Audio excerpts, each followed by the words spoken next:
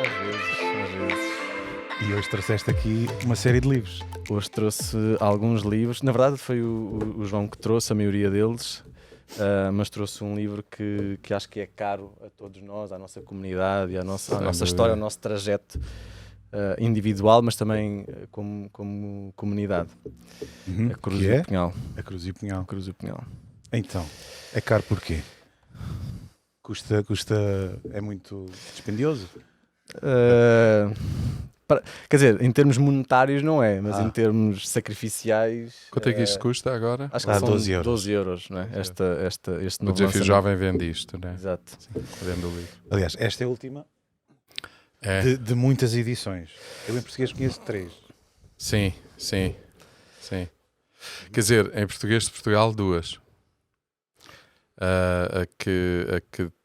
A primeira que tu te referes é uma edição, creio que da Betânia, e é uma edição em português do Brasil. Mas esse livro eu tenho, mas ou um dos filhos o terá, ou alguém a quem emprestei que não o devolveu. Mas sim, esse livro, esse é o primeiro. Entretanto, o Desafio Jovem fez este há uns anos, e recentemente o Desafio Jovem, em colaboração com a Paulinas, fez esta edição, a última. Houve uma altura da minha vida e ficava muito chateado quando as pessoas não me devolviam os livros, porque eu não guardava o registro, e depois pensei, não, vou mudar o chip, isto é abençoado, e dar livros é daquelas coisas Já fantásticas. podias ter dito mais cedo, Paulo. Se és assim tão generoso. Os da faculdade são para devolver, se faz favor. Okay. Tenho lá dois. Eu já perdi muitos livros, mas de algum tempo a esta parte eu opto por escrever a quem empresta. Então tenho uma lista onde escrevo a quem empresto. Sim. O que não significa que depois vá atrás das pessoas para os reaver, mas enfim. Mas um processo nas finanças, esse tipo de coisas acontece sempre. A ver, vamos. Bom, mas este livro realmente, A Cruz e o Punhal, é um dos livros que eu li que mais me impactou. Desde logo pensando na altura em que o li. Não é? Que idade tinhas, lembras-te? Eu deveria ter 17 anos, seguramente. Ok. 16, 17, eu diria. O mais certo é 17. E o livro foi realmente assim... Ler aquele livro foi em si mesmo uma experiência fantástica. Muito, muito forte. Muito, muito forte. Eu lembro-me de que já naquela altura eu recomendava este livro a muita, muita, muita gente. Eu comprei não sei quantas vezes o livro, porque optei muitas vezes por o oferecer. Foi um livro marcante. Ocorreu por altura da minha experiência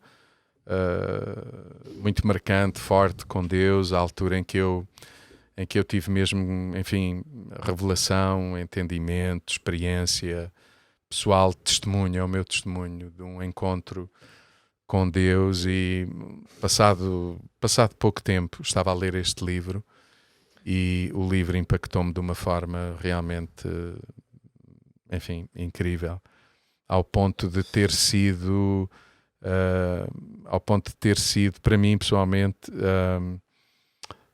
marcante até no que diz respeito à direção que eu daria à minha vida. E eu assim que li o livro, eu lembro-me que quis saber se havia em Portugal alguém a trabalhar com toxicodependentes, alcoólicos, malta, enfim, com comportamentos de risco. E foi quando soube que sim, que existia o Desafio Jovem, etc. E comecei à procura, saber onde é que o grupo estava, onde é que essa gente estava, ainda no tempo do pastor Lucas, o pastor Leonídio também. Ainda que na altura o irmão Leonídio não estava ainda sequer também. Sim, foi um livro, foi e continua a ser um livro marcante. Mas antes de falar ainda da história das vidas que aqui estão, porque isto essencialmente fala de vidas, falaste de uma coisa que me fez despertar algo. Há muitíssimas pessoas que reclamam, não no mau sentido da palavra, mas queixam-se às vezes: eu nunca tive assim aquele impacto, aquele momento, no dia que eu soube, aquela hora, aquele momento, foi tipo gradual, foi Sim. tipo... Mas isso não é grave, pois não? Queres dizer alguma coisa? Eu falo por mim, pela minha experiência pessoal. Eu nasci num contexto cristão, basicamente, e no meio de pessoas que poderiam ter o testemunho escrito neste próprio livro. E na verdade, apesar de ter crescido nesse meio, não houve um momento em que eu possa dizer, a partir de hoje o Ricardo Martins foi transformado de tal maneira que não é mais a mesma pessoa. Acredito que foi mais pela experiência, pela convivência, pelos testemunhos fortes das pessoas que viviam à minha volta, que alguma coisa começou a ocorrer também em mim. No entanto, lembro perfeitamente de estar no centro do Desafio Jovem. Teria os meus 15, 16 anos por aí, e na altura havia aquilo que se chama os cultos de família e os cultos de jejum, e há uma quinta-feira de manhã que eu estou na capela e é o João que aparece para pregar no culto de jejum. Não me lembro em pormenor o que é que pregaste, mas lembro das 3 passagens, e as 3 passagens todas elas convergiam para uma coisa que eu acho muito interessante e que também é testemunho, ou é testemunho pessoal do David Wilkerson, que é, há um propósito, há uma vocação, há um propósito, há uma chamada específica para ti. Isto para dizer o quê? Se por um lado o ambiente, a experiência foi sendo construída, foi sendo progressiva, no meio com que vivi, os testemunhos de serviço e de transformação de vida, porque nós éramos crianças, os meus primos e a minha atual esposa inclusive, víamos pessoas a chegar completamente degradadas, a ressacar, e passado um ano e meio víamos as pessoas a construir família, a construir negócios, a ser uma mais-valia para a sociedade. Mas acredito também que este dia, infelizmente não tomei nota do dia, lembro-me que era uma quinta-feira, lembro-me que era um culto de jejum, e lembro das 3 passagens que convergiam todas nessa direção de que Deus tinha uma chamada, uma vocação e um propósito. Pronto, e desde então tenho andado a tentar perceber exatamente ou detalhadamente qual é o... Porque isto é uma construção, é uma caminhada, é como qualquer relacionamento. Sim, claro. Sim, mas só para concluir, eu recentemente estava a dar uma olhada no livro, já o li há imenso tempo, e há um fator que o David Wilkerson usa recorrentemente e que na verdade nós todos também usamos e acreditamos, mas que eu acho que é muito, muito importante, que é a ação do Espírito Santo na vida das pessoas para aquilo que na Bíblia se chama um novo nascimento, né? Uma nova vida. E ele está sistematicamente a dizer isso, que ele até diz uma coisa interessante: o Espírito Santo não apenas liberta a pessoa, mas amarra a pessoa. Ou seja, ele conta o testemunho de uma pessoa que após ter feito o programa e ter sido liberto das drogas, teve uma recaída, e foi confessar ao David Wilkerson a recaída que teve, e ele disse: dei o caldo, que é o jargão utilizado neste mundo, dei o caldo, mas não surtiu efeito nenhum. Eu só pode ser aquilo que tu dizes, que é o Espírito Santo habita em mim, e isso fez de mim uma nova pessoa. Portanto, acho que esse é o fator diferenciador, apesar de concordar, e é a minha experiência pessoal, de ser uma coisa progressiva.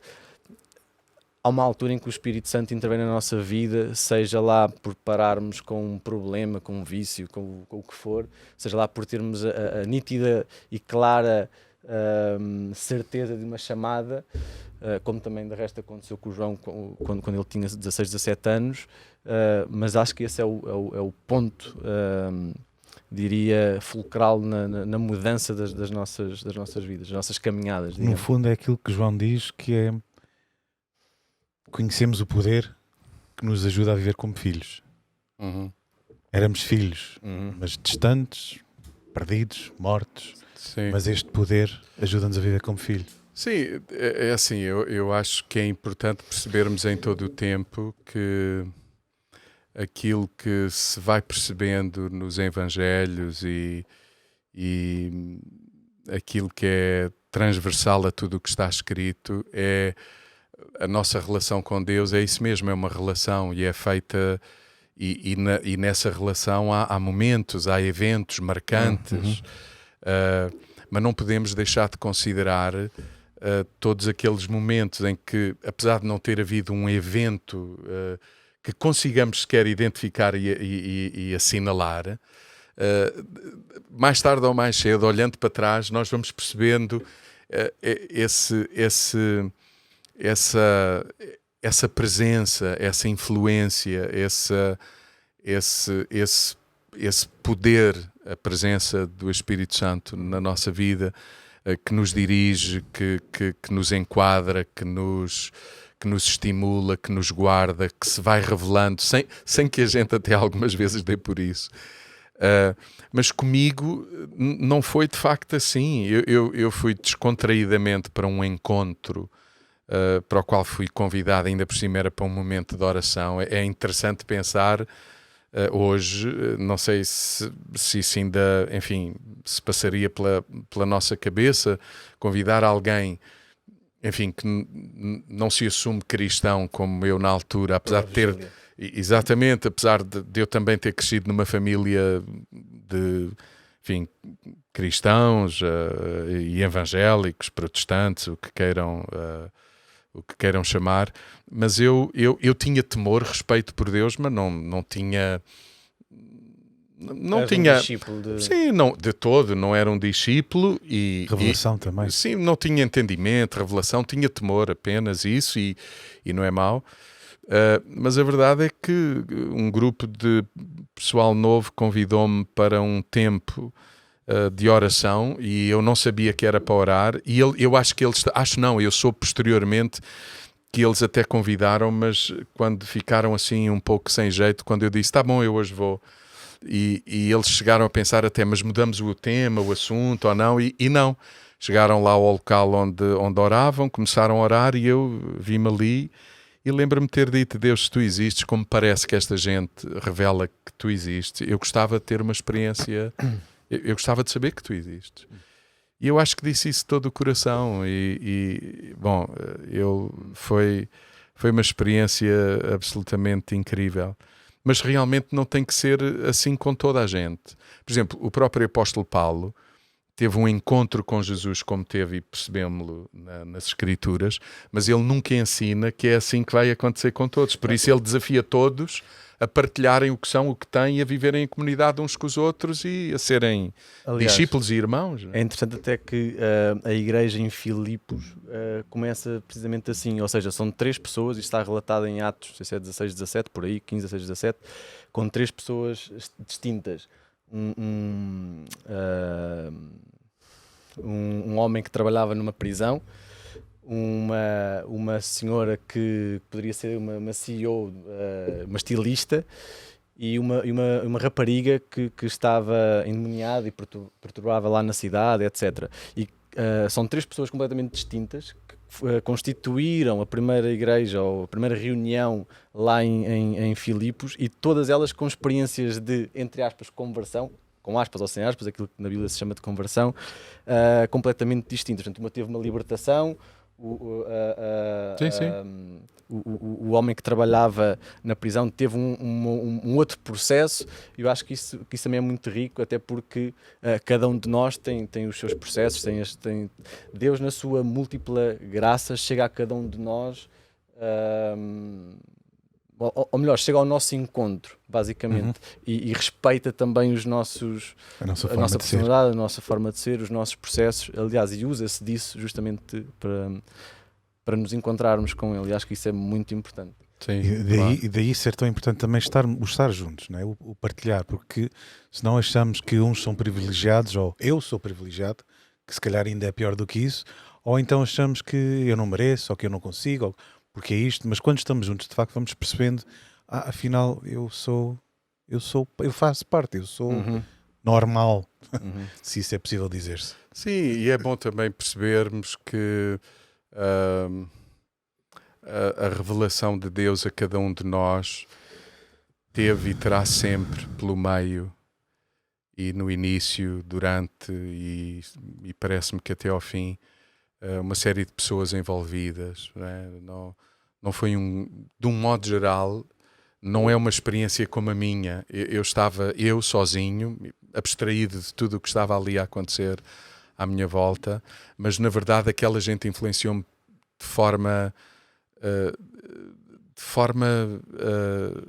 violenta, eu diria, porque desde logo pela forma como eles oravam e como eles conversavam e falavam antes daquele encontro, etc., eu percebia aqui qualquer coisa que não é, que é genuíno, e que eu não conhecia, e foi tão somente isso, o clique para eu fazer perguntas a Deus e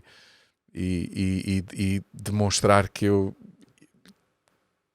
realmente gostaria de o conhecer se ele era real. Mas já agora, e porque estamos também a falar do livro, é o livro que está em cima da mesa, A Cruz e o Punhal, a ler este livro isso aconteceu-me várias vezes. Assim, como se eu a ler o livro também eu fosse encontrando a forma como Deus iria guiar a minha vida e a vida da minha família, pelo menos naquela altura. O livro, eu escrevo umas palavras até nesta última edição. Eu a dada altura digo que o livro é perigoso ler este livro, o livro A Cruz e o Punhal, perigoso entre aspas, perigoso porque realmente eu tinha os meus sonhos, as minhas ideias sobre a vida que eu gostaria de construir e de, enfim, e sonhos legítimos, não estamos a falar de, enfim, maquiavelices, nem enfim, não, sonhos legítimos na minha profissão, e de repente eu comecei a questionar se isso seria a vontade de Deus, apesar de ser bom, se era isso que Deus tinha para mim. E lembro-me, é um bocado chato estar a falar disto falando de nós mesmos, mas eu lembro-me que fruto da leitura deste livro e posteriormente um outro que é o Foge Nicky Foge, que é o livro que vem a seguir à Cruz e o Punhal, eu lembro-me de ter sido inspirado a separar todas as semanas um tempo para perceber, espera, eu quero descobrir o que é que Deus tem para a minha vida mesmo, quer dizer, eu não quero passar por esta vida simplesmente a ter uma vida normal e a dizer fui feliz na minha vida, eu quero mesmo, se Deus tem um propósito para mim, então eu quero mesmo perceber qual ele é e eu gostaria de o viver. E lembro-me que eu comecei a reservar um dia por semana, mesmo a trabalhar, porque eu nessa altura já trabalhava. Nesse tempo era possível trabalhar com 14, 15, 16 anos, mas isso é outro tema. Sim. E eu lembro-me de reservar um dia por semana para, na hora da refeição, orar, buscar a vontade de Deus, ouvir Deus, e isso está intimamente relacionado com a leitura destes livros. Isso é muito interessante porque o David conta também o percurso dele. Claro. E ele diz que chegou à conclusão que perdia pelo menos 2 horas por dia a ver televisão. Exato. À noite. O que é que ele fez? Vendeu a televisão e passou essas 2 horas a meditar, a orar, a estudar para perceber o que é que Deus queria fazer com a vida dele e com o ministério dele. Eu conheci de perto, não é de perto, mas eu conheci o irmão pessoalmente, o pastor David Wilkerson, mas eu tinha relação próxima com pessoas que estavam próximas dele, inclusive a família. E essa atitude do David Wilkerson faz parte da natureza dele até ao fim da vida dele. É aquela coisa de ser radical, drástico. Se Deus me falou que é tempo para eu ouvir, então é mesmo isso que eu vou fazer. E vendo a televisão para ouvir Deus, e é aí que ele a ler uma revista. Exatamente. Eu até escrevi exatamente a Life Magazine, Exato. onde ele vê na revista uma reportagem sobre adolescentes, sete miúdos que estão envolvidos no crime, etc. E aquilo impressiona-o de tal maneira. Exatamente. Sim. E ele decide, na simplicidade dele, cuidado, porque ele é um pastor do interior, não tem nada a ver com cidade. E estamos a falar dos anos 50. Sim, 58, 56, 7, 8, sim, por aí. E aqueles rapazes e aquele ambiente não é de todo o seu ambiente. A história daqueles ele miúdos... a dizer que nem gostava de Nova Iorque, para ir a Nova Iorque, era só para ver, Sim, claro. para ver algumas ruas, mas ele disse que nunca se reviu em Nova Iorque. Sim. Esta radicalidade do David Wilkerson não me levou a copiá-lo, mas ele ajudou-me a entender que realmente há momentos na nossa vida em que, se Deus nos fala, é bom levar a sério aquilo que estamos a ouvir, e isso impactou muito a minha vida também. E passado pouco tempo eu estava a colaborar com o Desafio Jovem, tinha na altura 17 anos, e por ali andei no Desafio Jovem, cerca de 24 anos, mais 5, 6 como voluntário.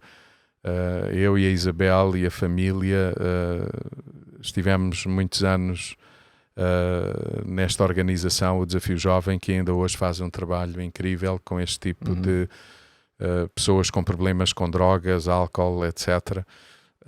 Mas realmente este livro, eu diria que é assim, dos 10 livros que mais me marcaram. E claro, os livros são como as refeições também, tem alturas que nos sabe melhor uma coisa do que outra, sem que eu possa dizer que gosto mais de peixe ou de carne. Claro. Eu não consigo. Agora, que este livro me leu e me ajudou a perceber aquilo que Deus tinha eventualmente para mim, sem dúvida, foi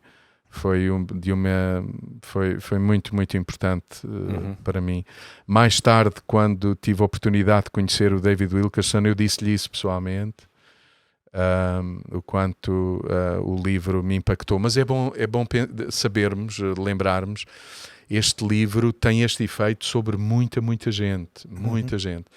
Este é um livro escrito em mais de 30 línguas. É um livro que tem seguramente mais de 15 milhões de cópias vendidas. E quando eu digo seguramente, é porque o David Wilkerson e as pessoas que têm os direitos do livro muitas vezes entregaram os direitos a custo zero, que é outra coisa que eu acho incrível e muito importante também salientar. E houve muitas cópias oferecidas, há milhões de cópias oferecidas, não há um registro de venda sequer. Pensa-se que este livro terá sido lido no mínimo por 50 milhões de pessoas.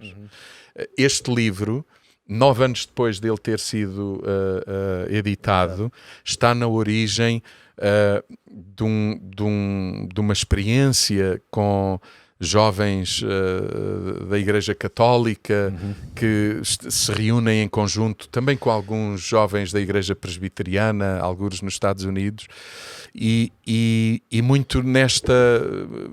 Eram encontros para buscarem uma experiência com o Espírito Santo de Deus, e fazia parte da preparação para estes retiros a leitura prévia do livro A Cruz e o Punhal. E juntavam-se a orar e a orarem, a pedirem a Deus, se há qualquer coisa, se é possível ter uma experiência com o Espírito Santo, como estes homens dizem ter tido, então porque não pode acontecer também comigo? E nessa busca, nessa incessante busca e honesta busca e busca de todo o coração, alguns deles tiveram uma experiência fantástica com o Espírito Santo, viveram um momento de plenitude, uns falaram em línguas, não sei se todos, mas a verdade é que a partir dessa experiência o movimento carismático católico tem aqui também a sua referência e a sua origem. Mas isso aconteceu com muita gente quando leu este livro. Muita gente. Por exemplo, aquilo que eu estava a dizer há pouco, por exemplo... O Bruno estava a dizer que só aqui temos uma série de traduções diferentes. O Bruno não tem micro, mas meteu o nariz. Mas meteu o nariz. Por exemplo, este este livrinho que aqui está é a história reduzidíssima do livro A Cruz e o Punhal para distribuir nas ruas de língua inglesa. Esse é holandês. Da Holanda. E exemplos destes que eu conheça no mundo inteiro há às dezenas. Portanto, e isto não tem controle nenhum sobre vendas, sobre o alcance do livro. Portanto, de facto, este livro é considerado no meio cristão um dos livros que mais foi vendido, exatamente, até hoje. And the rest, as they say, is history. Verdade. E que bom que fica registado, não é? Porque há aqui uma série de testemunhos de vidas. Sim. Que diz-se nas ciências sociais que a história é igual a quem a escreveu, mas que bom que há aqui casos de vida de pessoas que ouviram Deus e que fizeram, e outros que ouviram Deus e andaram. Sim, e mais do que isso, Paulo. E é tão bom que esteja escrito. Mas a verdade é que há incontáveis testemunhos de pessoas que viveram exatamente a mesma coisa, mas que nada está documentado. Mas estão aí as famílias também para dizer da veracidade do que estamos a dizer.